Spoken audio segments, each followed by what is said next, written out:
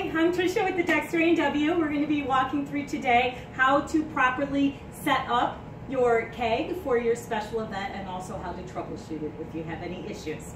We'll start with the basics. This is your keg. This is your CO2 tank. This is your regulator.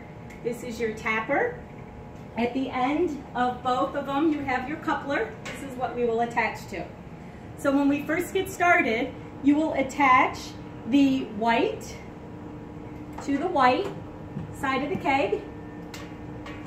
To do that, you will palm, see how this part moves?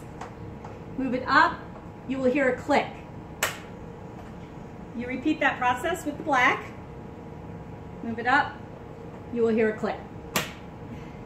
Now, the most important part of your keg to have a great experience is to make sure that your keg stays cold at all times.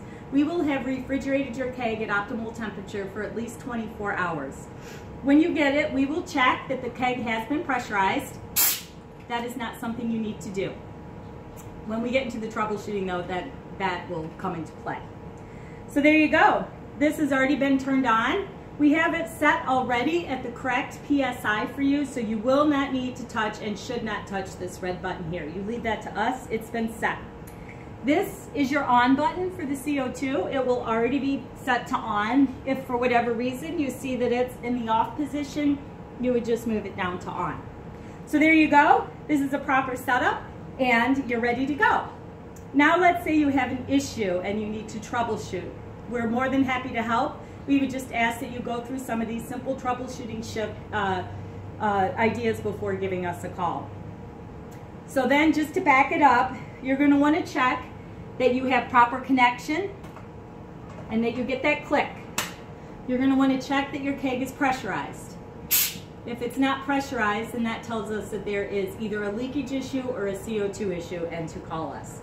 Once you've done that, you want to make sure that it's not something with the system, with the CO2 not getting to the tank. How you check that is you take some kind of a pen cap. There's a little silver button in there. You would just push it.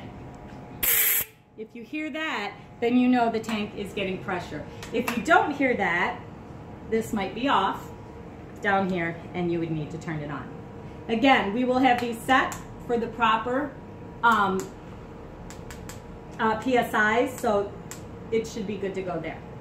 So that's how you check for pressure.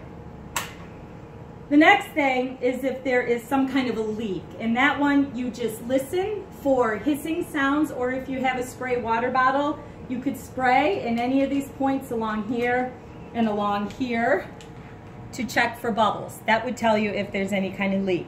You can also check along these couplers here and here. We should not be sending out equipment without leaks, but if you do have something that's bubbling or hissing, then that would be another reason to give us a call. The most basic stuff is we will send it out with the CO2 on, so you need to make sure that this is open and on. That would be another reason you don't get CO2. So you would turn this either on or off. I think that's it. So I hope you have a great experience and enjoy your root beer.